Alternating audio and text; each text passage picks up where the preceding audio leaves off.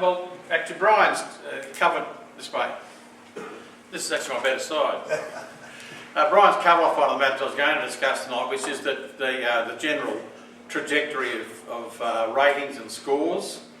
And it's allied to one other thing, the fact that we've now got almost a full roster of umpires. If you throw in the club umpires and 79, really 72 panel umpires, we've got a full roster every week, which means that competition for places in all grades is actually quite competitive.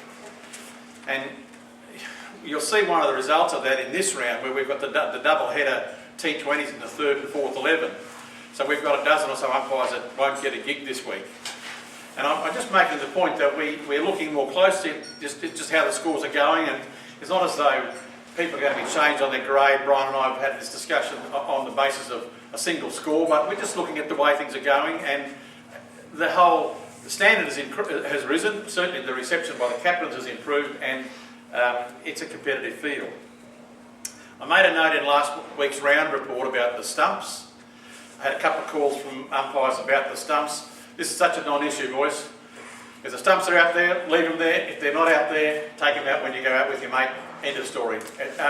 And you know, it is a way, in fact, if the stumps are left there, at least when you walk out with them, you're putting your stamp on the game from that point on. So don't let that get in your head.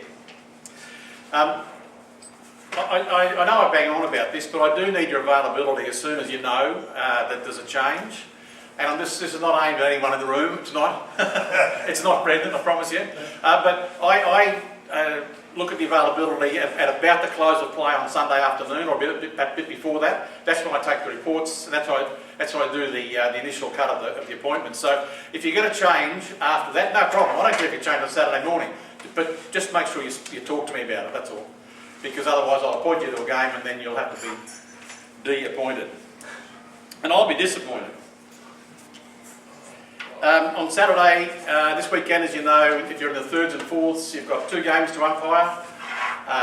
The fourth 11 starts at 12:30 and the third 11, I think, starts at 3:15. A double T20. That is for a single match payment of $150. So don't sidle up for a second one.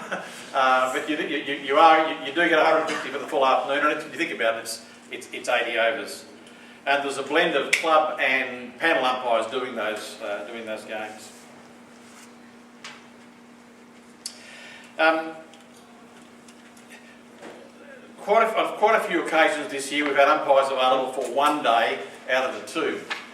And my approach to that has been to say, well, if you're a panel umpire in the first and second 11, I'll put you in on the day you're available, and I'll backfill that spot on the day you're not available.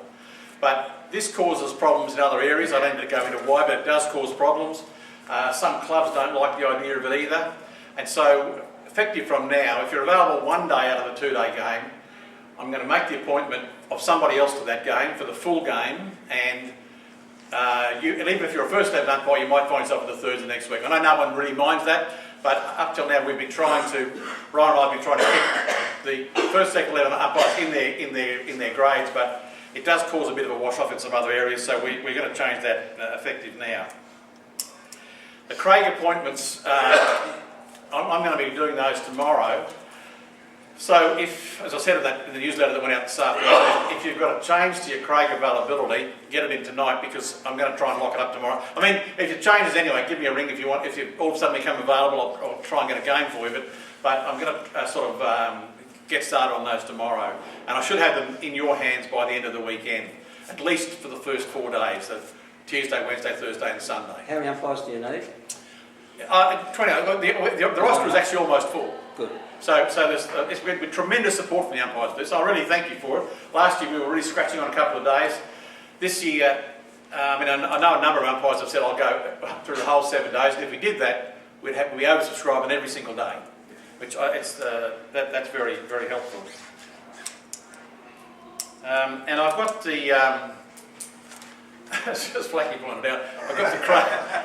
Seriously, I only got those books tonight. I didn't have a chance to distribute them. But I've got the Craig books there. Yeah. For everybody that has put in an availability status for the Craig, I've got a book for you. And if you haven't, anyway. Sorry? It's available on the website anyway. I know that, Steve. Thanks. You can download it and have a deco, but I've got a hard copy of the book there, and I'll just tick you off my little register as I give them to you. And John, I've got some for you for your game for the Williamstown. You got Williamstown? Who they got? Who you got on the weekend? Yeah. How many Johns are there in the second back row there? Sorry? Yeah. So I've got the books for their scorers for the Craig to give you before you go to see me for that, would you please? And the last thing from me, Mr. President, is that over there on the where you signed in tonight, there's two sheets there for Country Week. So Melbourne Country Week is the 17th to the 21st of February. And we don't get a lot of games. It varies from year to year, but sometimes we get 3 or 4 games on a day. Sometimes we get 1 game on a day. But notify me of your availability. It won't be on my cricket, so they're all done manually, those appointments. But if you can do it, if you've got the time, I mean, they're big days, they're 100 over days, but the cricket's fantastic. Yeah, it's very good. They've changed the rules a bit this year, isn't it? Finish when it's finished now? They are finishing to finish now, yeah. They're not going to 7 o'clock on the Yeah.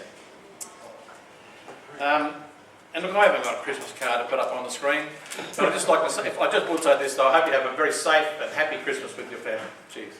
Neil, T20s, my cricket, Yeah. is there a requirement? Well, you didn't tell me how you voted first. Sorry, I haven't been home this afternoon yet.